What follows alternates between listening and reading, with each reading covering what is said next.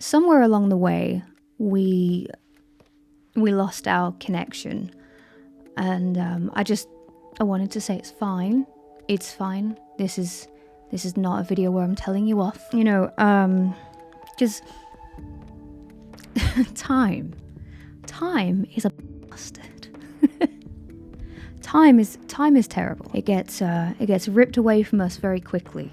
You know, time is like crystal meth. You never wake up the next morning and find you have more of it.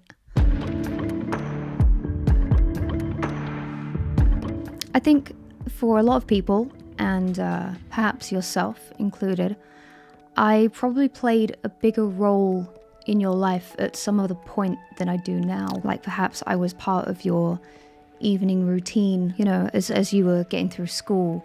Or perhaps I just provided what you needed to get through a certain time. And I'm not bitter about it, funnily enough. And I've spent a lot of my life being bitter about a lot of things, but that's not one of them. I read this idea once that it is pretty much impossible to be completely unique and individual, because every one of us is made up of everything and everyone we've come across, you know, whether that's for good or bad. Like maybe we're funny because something happened to our psyche where we discovered that humor can be a fabulous coping mechanism. Like maybe if we can get people to laugh with us, then they won't laugh at us, right? Or maybe we got into a certain movie franchise because someone that we liked mentioned that they liked it, and so we went away and discovered everything about that movie franchise, watched every film so we could just quote it offhand to try and impress that person, and then that person never liked us back, you know? So you're left with nothing but the movies, which you still like, but you hate that you like them. I don't know, I don't really know where this is going, but you get my point.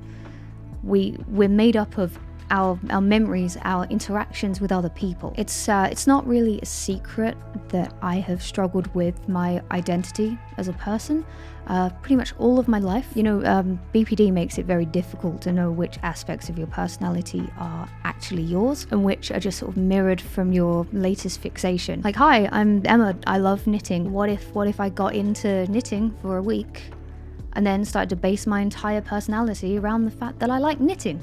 That would last for as long as I found knitting fun. I did try knitting once. It lasted 2 minutes. Anyway, in essence, none of us are original.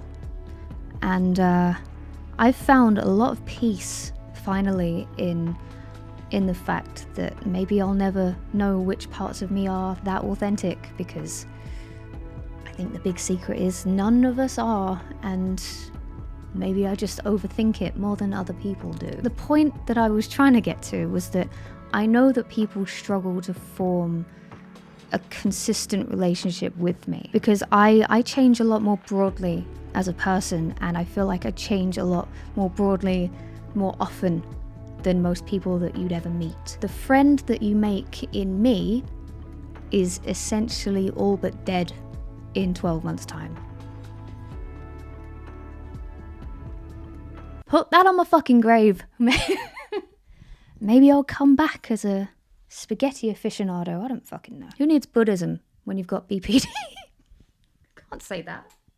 I can and I will. It's not like we hold funerals for every era of my life, although there have been many. But sticking around for me is essentially somewhere between a revolving door and falling in love with a new Netflix series only for them to cancel it as soon as it starts to get good. Like, do you dare get invested?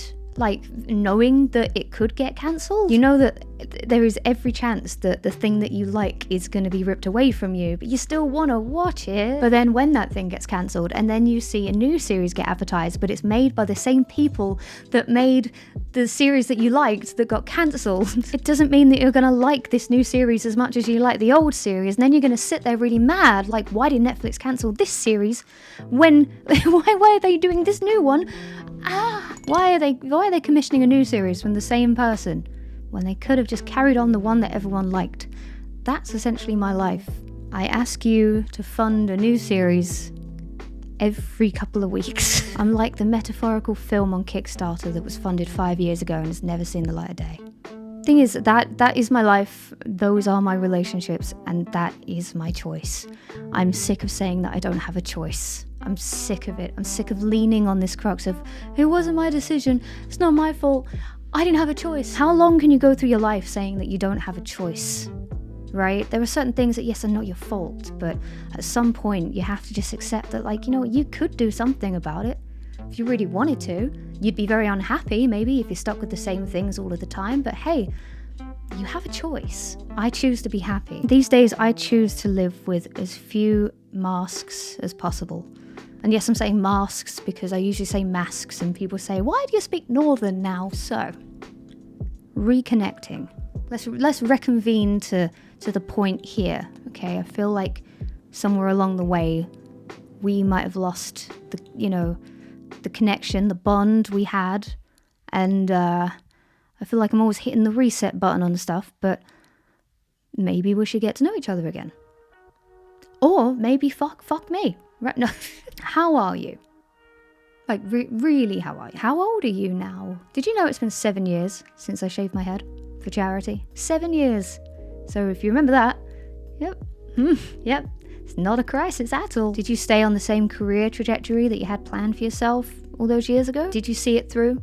Did you drop out? Did you get sick at any point in the last few years? Did you get better? Did you get worse? Did you finally quit that bad habit that you always wanted to stop doing? Did it get worse before it got better? Questions that I feel we need to talk about if we're going to get to know each other again. You know, if you want to get serious for a sec, you just want to get serious. After a serious threat was made to my life back in 2016, that's when I really pulled back, and I don't talk about that.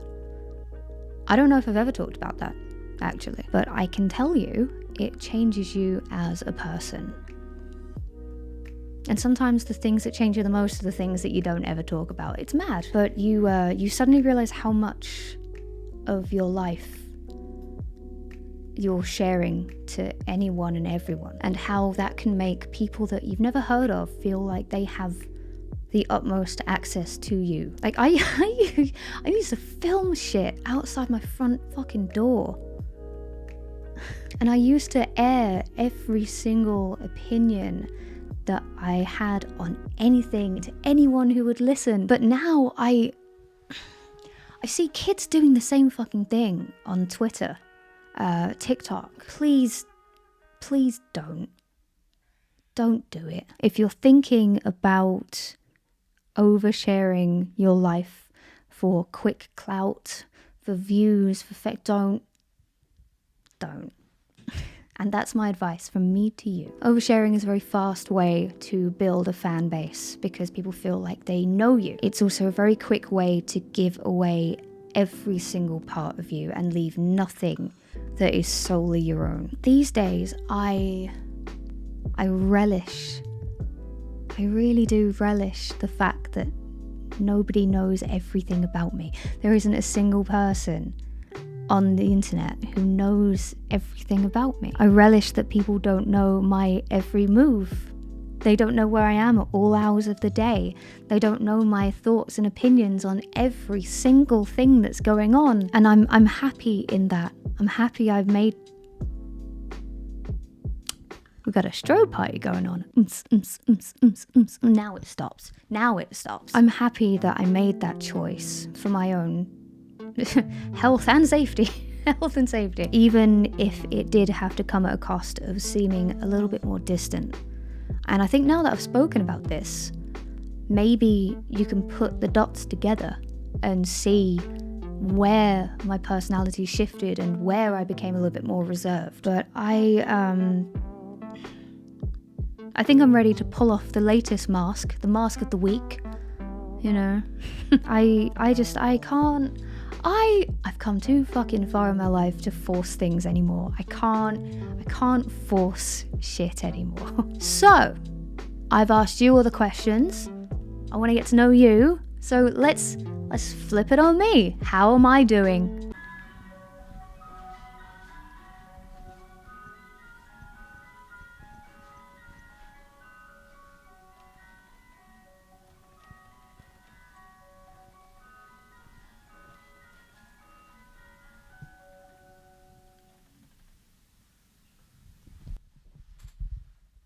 ice cream truck. I still make music.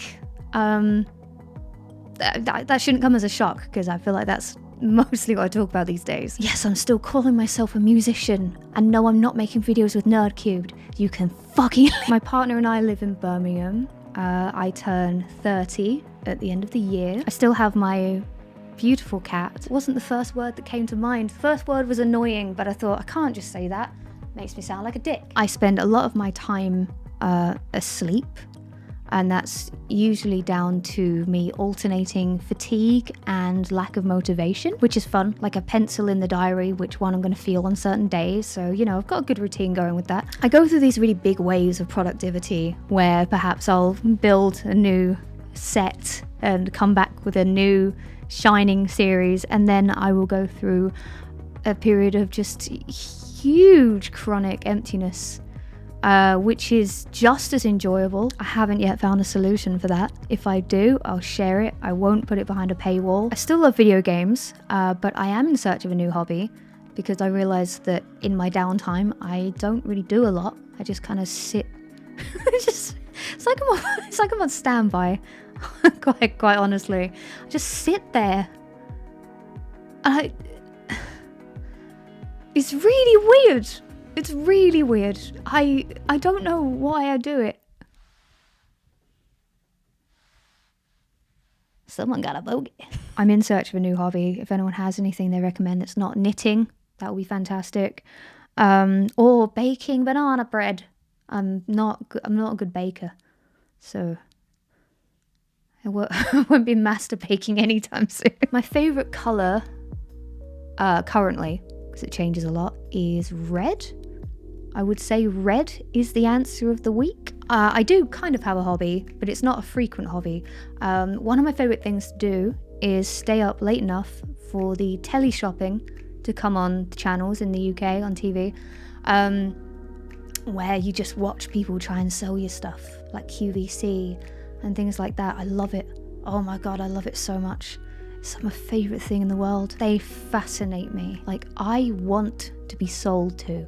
I want you to convince me that I want this thing. I want you to sell that home treadmill to me. Make me want it. Do it. Make me buy it. Make me pick up the phone, Martin. If you ever, by the way, if you ever want a crash course in body language and human psychology, watch telly shopping. It's amazing. I am at the point where I might need intervention soon. Why do I have these vampiric hours? Is it depression? No. Is it fatigue making me sleep weird? No, it's my love of telly shopping. Essentially, I feel like if I really try and put a bit more effort into sticking to something for more than 5 minutes, then I might have more of my life to show you. But I'm kind of, it's not so much that I'm starting from scratch, but this isn't me like burying every other personality I've ever had and trying to start again. I just feel like I should just be more honest, and things should be more simplistic, and I should just talk to you like the good old days. Maybe I'll be funny again. Who knows? Who knows? I could try it. Either way, I hope that I can convince you.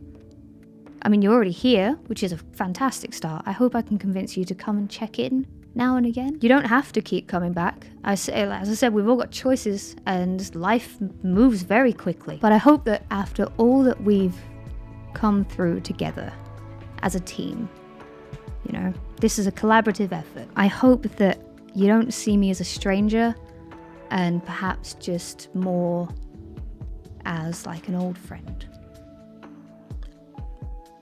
I'd be happy with that.